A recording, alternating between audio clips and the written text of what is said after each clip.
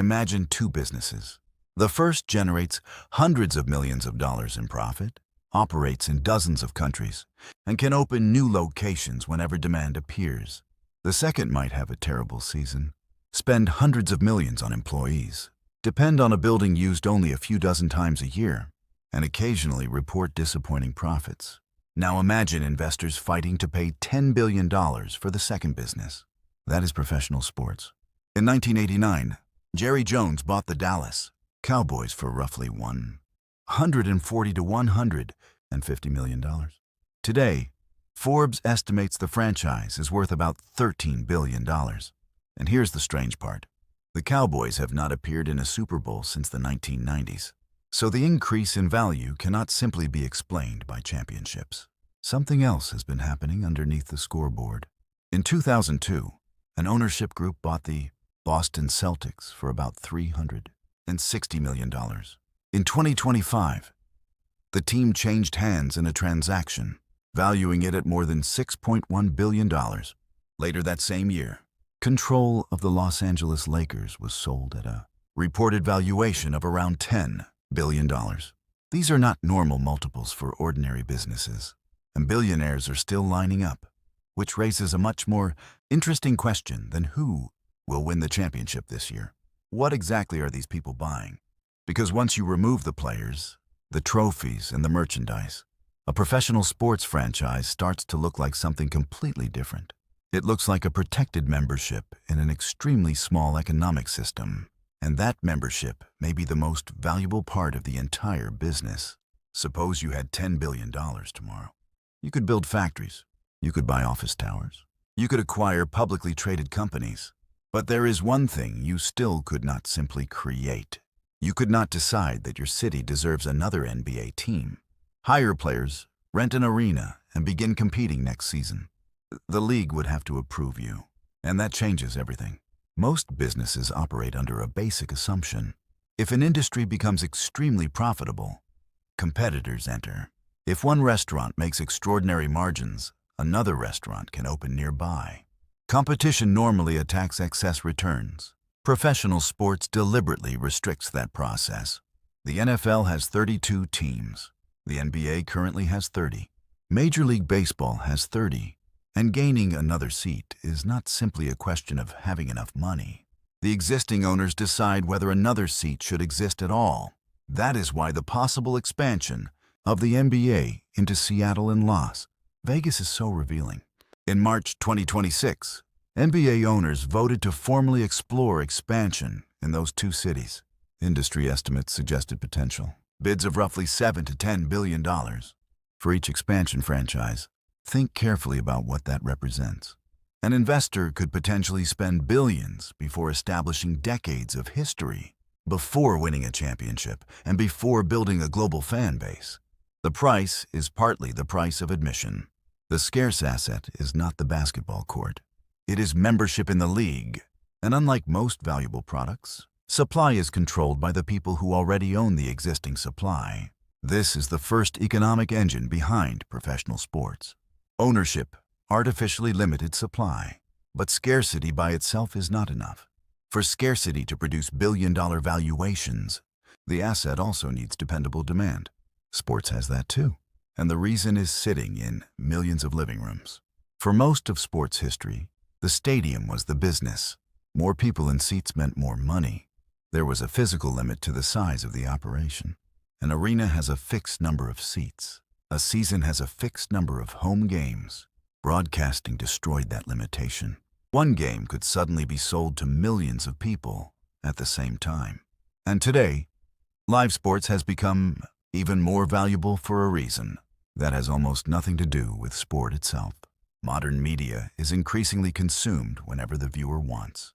A television series can be streamed tomorrow. A movie can be paused.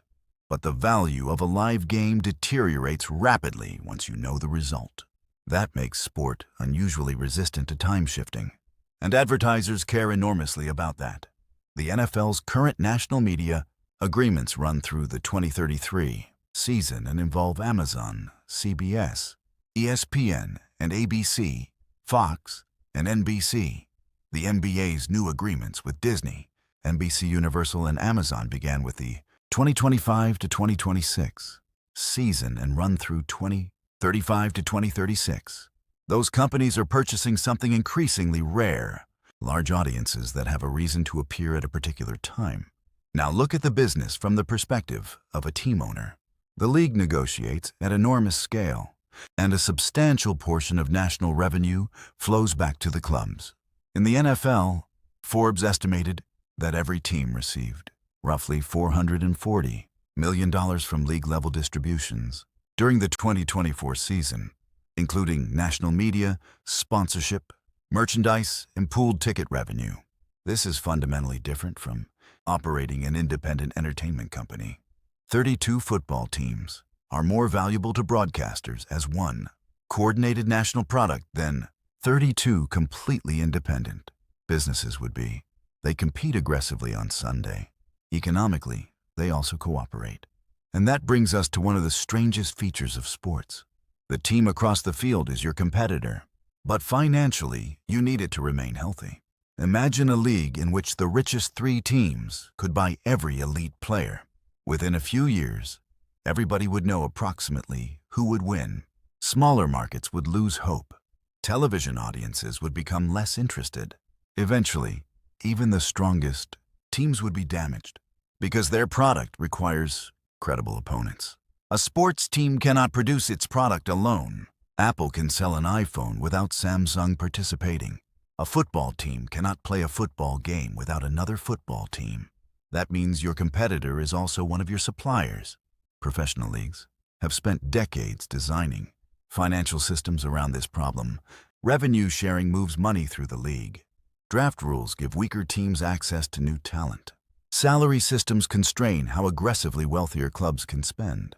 The goal is not perfect equality. The goal is uncertainty. Fans need to believe that today's bad team could eventually become tomorrow's good team. Look at the NFL salary cap.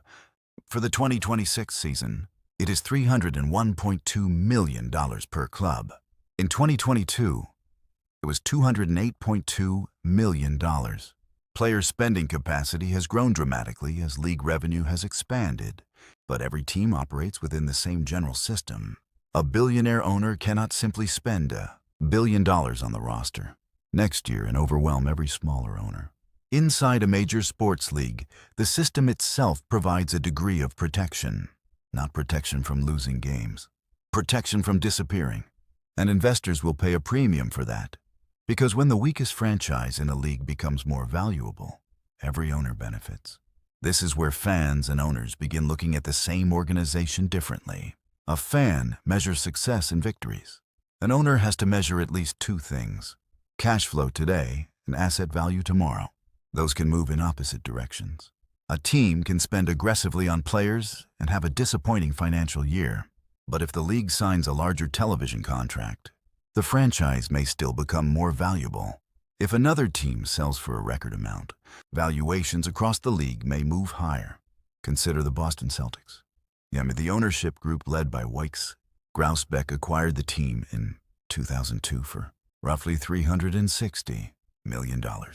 In 2025, the NBA approved a transaction valuing the franchise at more than $6.1 billion. The Celtics were successful on the court during that period, but championships alone cannot explain an increase of that scale. The NBA itself became dramatically more valuable. Its media economics changed. Its global reach expanded. The pool of ultra-wealthy buyers grew, and there remained only 30 NBA teams available. The owner participated in all of those changes simply by continuing to own one of the 30. This is why annual profit can be misleading. Suppose a team earns only $30 million in operating profit this year. For an asset worth $6 billion, that looks surprisingly unimpressive.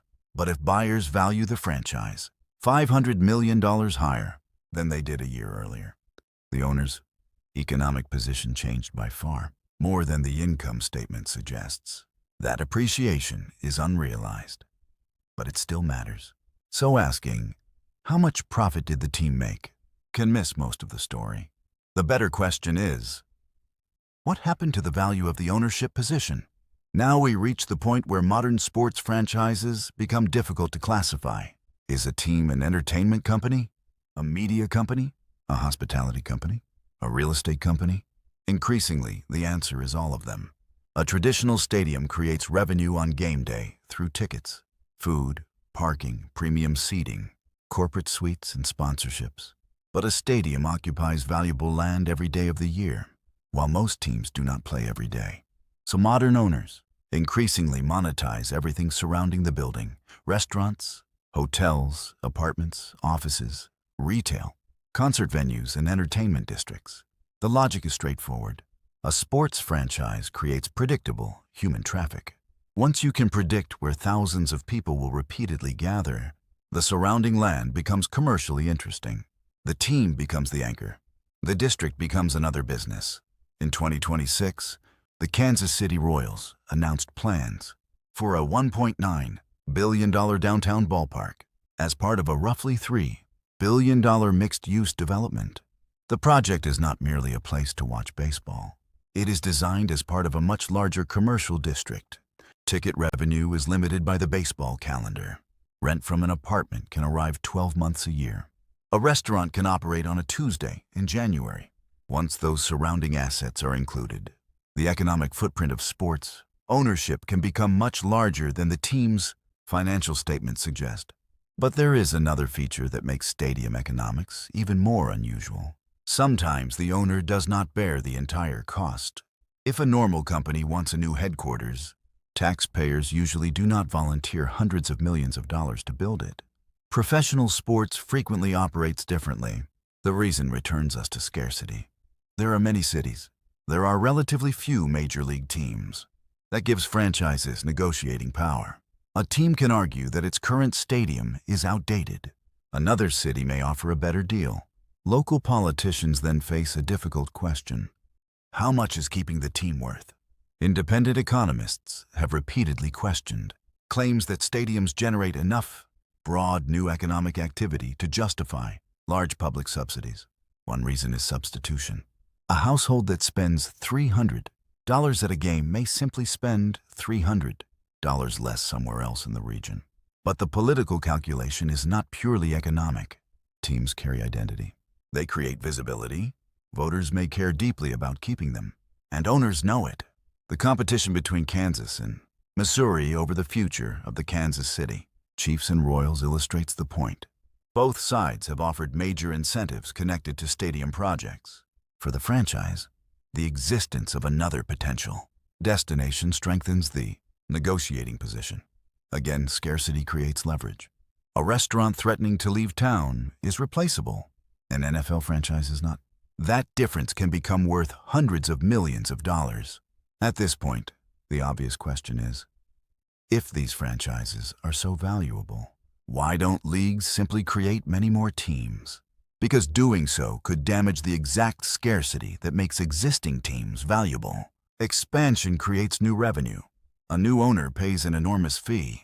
A new city creates new fans. New games create new content.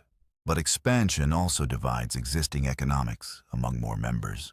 There are more teams sharing national revenue and more franchises competing for players and attention. So leagues expand carefully. The challenge is to add a team only when the new market increases the total value of the system by more than the dilution it causes. That is why expansion fees matter so much. If investors really are willing to offer $7, $8, $9, or $10 billion for a future NBA team in Seattle or Las Vegas, that price tells existing owners what someone is willing to pay to join their club. It also creates another effect. If a brand new franchise is worth billions before establishing generations of history, what should the Lakers, Celtics, Knicks, or Warriors be worth? Expansion can reset expectations for the entire market. Owners want new money, but they do not want too many new seats. They want growth without destroying exclusivity.